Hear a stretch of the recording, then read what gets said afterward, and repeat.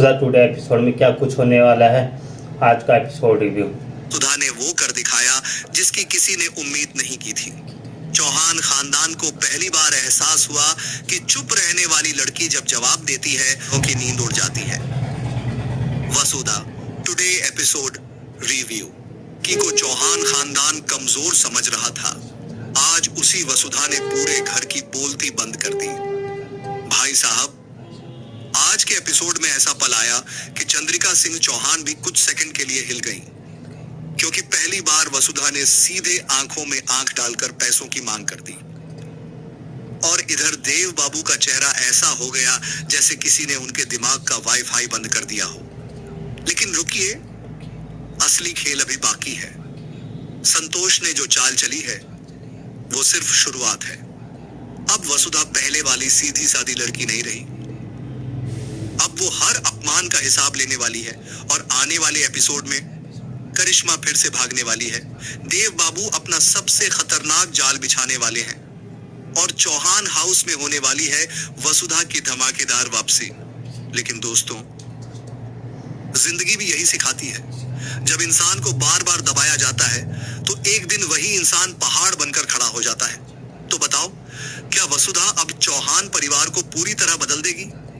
इज्जत जब टूटती है ना, तो इंसान या तो बिखर जाता है या फिर इतिहास लिख देता है।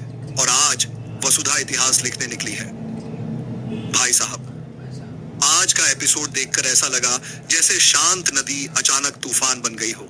जिस वसुधा को सब लोग दबा रहे थे, आज उसी ने चौहान खानदान के सामने ऐसा दांव चला कि पूरा घर सन्न रह गया।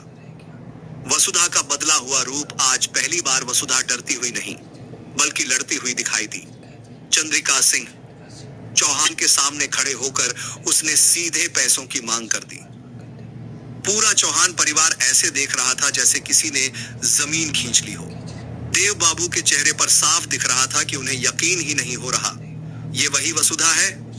लेकिन दोस्तों, इंसान जब अंदर से टूटता है तब उसका नया रूप दुनिया को हिला देता है। संतोष की खतरनाक चाल, अब यहाँ असली खिलाड़ी निकला संतोष। उसने वसुधा को सिर्फ समझाया नहीं बल्कि उसके अंदर का आत्मसम्मान जगा दिया। संतोष जानता है कि चौहान परिवार सिर्फ ताकत की भाषा समझता है, इसलिए अब वसुधा भी उसी अंदाज में जवाब दे रही है। और सच कहे तो आज पहली बार लगा कि वसुधा कमजोर नहीं बल्कि आने वाले तूफान का नाम है। चौहान परिवार का अहंकार टूटना शुरू। चंद्रिका चौहान हमेशा खुद को घर का भगवान समझती थी, लेकिन आज वसुधा की आंखों में डर नहीं था। यही चीज सबसे ज्यादा चुभी।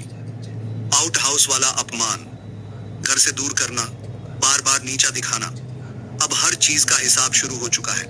और दोस्तों, कभी कभी वक्त सबसे बड़ा बदला लेता है। आने वाले एपिसोड का बड़ा प्रेडिक्शन अब सुनो, आगे क्या होने वाला है। करिश्मा एक बार फिर घर वालों को चकमा देकर भाग सकती है, लेकिन इस बार देव बाबू भी तैयार बैठे हैं।